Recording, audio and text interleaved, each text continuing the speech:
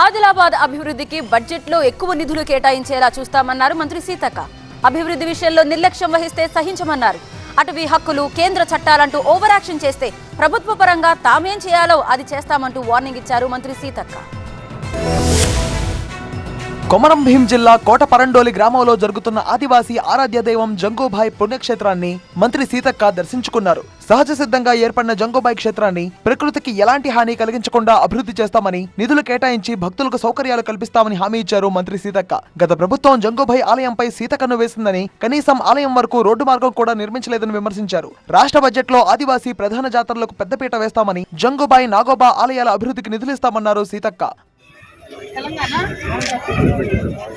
ఆ తర్వాత ఉమ్మడి ఆదిలాబాద్ లో మౌలిక సదుపాయాల కల్పన అభివృద్ధిపై ఉమ్మడి జిల్లా అధికారులతో సమీక్ష జరిపారు మంత్రి సీతక్క. గత ప్రభుత్వం ఆదివాసీ ప్రాంతాలపై సవతి ప్రేమ చూపించిందన్నారు. అటవీ హక్కుల పేరిట ఆదివాసీ భూములను లాక్కుందని ఆరోపించారు. బీజేపీ ఎమ్మెల్యేలు కేంద్ర ప్రభుత్వానికి చెప్పి తెలంగాణలోని అటవీ పరిధిలోని గ్రామాల అభివృద్ధికి సహకరించాలని కోరారు. అభివృద్ధి విషయంలో ఏ అధికారి నిర్లక్ష్యం వహించినా ఉపేక్షించేది లేదన్నారు సీతక్క. అటవీ హక్కులు, కేంద్ర చట్టాలంటూ ఓవర్ యాక్షన్ చేస్తే ప్రభుత్వ పరంగా తామేం చేయాలో అది చేస్తామని వార్నింగ్ ఇచ్చారు మంత్రి సీతక్క.